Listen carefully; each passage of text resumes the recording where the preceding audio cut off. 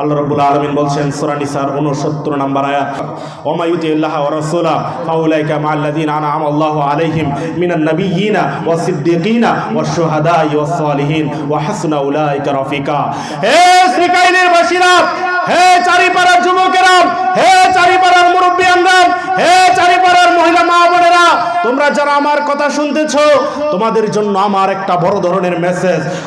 আল্লাহ রাব্বুল আলামিন বলছেন, যারা রাসূল সাল্লাল্লাহু আলাইহি ওয়াসাল্লামকে অনুসরণ করবে, যারা রাসূল সাল্লাল্লাহু আলাইহি ওয়াসাল্লামকে অনুসরণ করবে, তার সুন্নাহকে মেনে চলবে, ওরা কিয়ামতের দিন নবীদের সাথে জান্নাতে থাকবে। ওরা কিয়ামতের দিন জান্নাতে থাকবে আবু বকর সিদ্দিকের সাথে, ওরা কিয়ামতের দিন জান্নাতে থাকবে সেই হামজার মতো শহীদের সাথে। সুবহানাল্লাহ। আমরা কি রাসূলের সুন্নাহ মোতাবেক চলবো? বলেন ইনশাআল্লাহ। আল্লাহ তাআলা আমাদেরকে রাসূলের সুন্নাহ মোতাবেক চলার তৌফিক দান করুন, আল্লাহুম্মা আমিন। আচ্ছা, রাসূলকে কি অনুসরণ করতে আমাদের মনে চায় না? কি বলেন, আমরা কি রাসূল সাল্লাল্লাহু আলাইহি ওয়াসাল্লামকে যে অনুসরণ করব, এটা কি আমাদের মনে চায় না, নাকি মনে চায় না? যদি মনে না চায় তাহলে তো কিছু বলার নাই। আর যদি মনে চায় যে রাসূল সাল্লাল্লাহু আলাইহি ওয়াসাল্লামের সুন্নাহ মোতাবেক চলতে চাই, তাহলে আপনার জন্য অনেক কথা রয়েছে।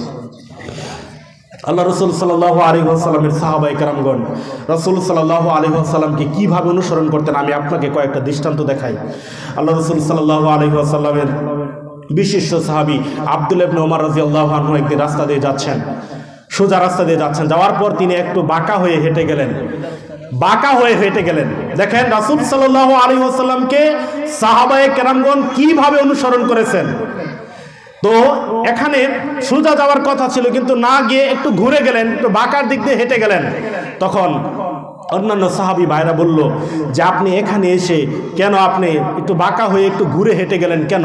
তখন আব্দুল্লাহ ইবনে ওমর বললেন যে আমি রাসূলের সাথে একদিন হাঁটতেছিলাম, তো আল্লাহ রাসূল এখানে এসে এইরকম ঘুরে গিয়েছিল, আমি যেভাবে ঘুরে গিয়েছি এইরকম ঘুরে গিয়েছিল, এই জন্য আমি রাসূল সাল্লাল্লাহু আলাইহি ওয়াসাল্লামকে অনুসরণ করার জন্য এইভাবে করে ঘুরে গেছি। সুবহানাল্লাহ।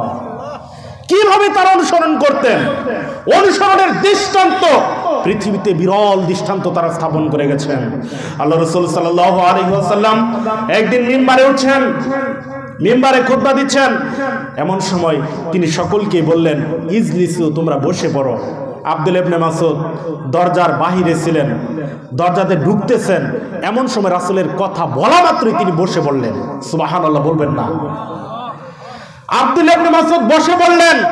তখন আল্লাহ রাসূল বললেন যে হে আব্দুল্লাহ ইবনে মাসউদ, তুমি ঘরের মসজিদের ভিতরে এসে বসো।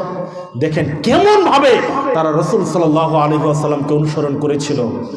রাসূল সাল্লাল্লাহু আলাইহি ওয়াসাল্লামকে অনুসরণ ছাড়া, তার মহব্বত ছাড়া জান্নাতের কোনো রাস্তা খোলা নাই। রাসূল সাল্লাল্লাহু আলাইহি ওয়াসাল্লাম বলছেন, লা ইউমিনু আহাদুকুম হাত্তা আকুনা আহাব্বা ইলাইহি মিন ওয়ালিদিহি ওয়া ওয়ালাদিহি ওয়ান নাসি আজমাইন, মিন ওয়ালিদিহি ওয়া ওয়ালিদিহি ওয়ান নাসি আজমাইন। আল্লাহ রাসূল সাল্লাল্লাহু আলাইহি ওয়াসাল্লাম বলছেন, ওই ব্যক্তি ততক্ষণ পর্যন্ত ঈমানদার হতে পারবে না যতক্ষণ পর্যন্ত আমি তার নিকটে তার সন্তানের চাইতে, তার নিজের চাইতে এবং সারা পৃথিবীর সমস্ত মানুষের চাইতে মহব্বতের ব্যক্তি না হব, মহব্বতের প্রিয় পাত্র না হব, ততক্ষণ পর্যন্ত কেউ ঈমানদার হতে পারবে না। রাসূল সাল্লাল্লাহু আলাইহি ওয়াসাল্লামকে অনুসরণ করা এটা আমাদের জীবনের সবচাইতে গুরুত্বপূর্ণ কাজ, সবচাইতে বড় এক ধরনের একটা ফরজ কাজ। রাসূল সাল্লাল্লাহু আলাইহি ওয়াসাল্লামের অনুসরণ করা, তার সুন্নাহকে মেনে নেওয়া, এটা কোনো নফল বিষয় না। এটা নফল বিষয়?